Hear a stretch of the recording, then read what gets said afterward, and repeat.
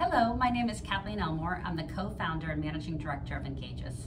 Engagys is a healthcare consultancy laser-focused on driving better consumer health engagement.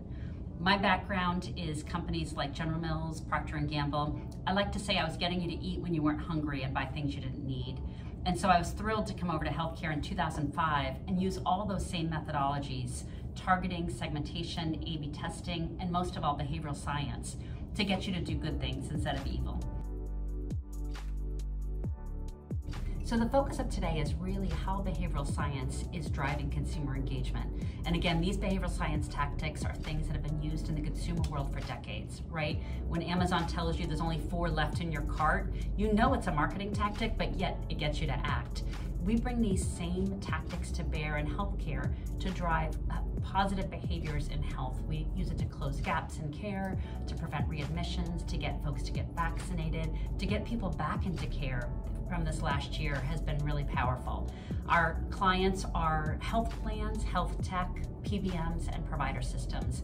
And so how we do it is we basically soup to nuts look at their entire engagement stream. Who are they talking to? How are they going out across different channels, digital and otherwise? What is the segmentation they're using? How are they thinking about everything from the time of day that it's reaching them, to that subject line, to those benefits, right? And then also overcoming barriers. In my past life, the benefit was critical to driving behavior because in most cases the barrier was price.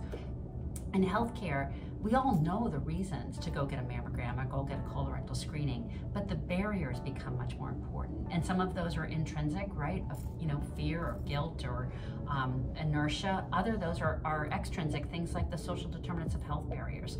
So using behavioral science to overcome all of those barriers to get people to take better care of themselves has been really powerful. And so I'll give you a few examples, things like FOMO, fear of missing out. If we ask folks to go get their colorectal screening and they say no thanks, we do a simple, are you sure? And then in human nature, we go, wait, am I sure? And then we give them a reason to rethink that. We consistently turn 30% of no's into yeses every time using FOMO, whether it's statin adherence, screenings, well visits, you name it. And so many more tactics and these aren't, tricking the consumer, these are helping to nudge consumers to the right areas. We partnered with the American Cancer Society in the last year.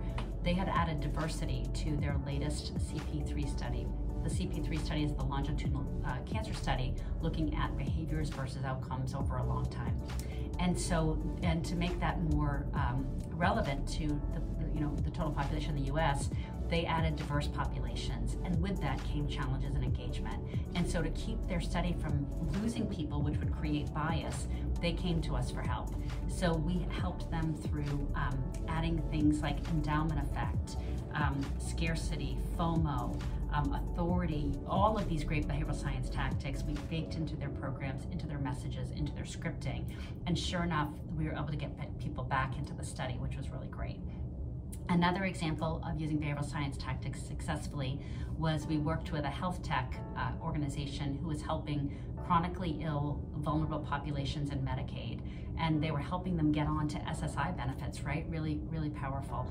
And so we went in, we looked at beginning to end all of their engagement tactics, how they were using print letters, what their authority was, right? If they added their logos versus the plan they were working with logos. We added a double window because that way you see a date, and sometimes a date makes you think it's time sensitive and you're more likely to open the envelope. We added a stronger call to benefits. We added messaging to overcome barriers. And so overall, we ended up increasing the uptake in people getting onto SSI benefits who really needed it from 19 to 30%. So some terrific outcomes on that program. For more information, you can go to our website, engagys.com, ENGAGYS, or look at the enclosed attachments. Thank you.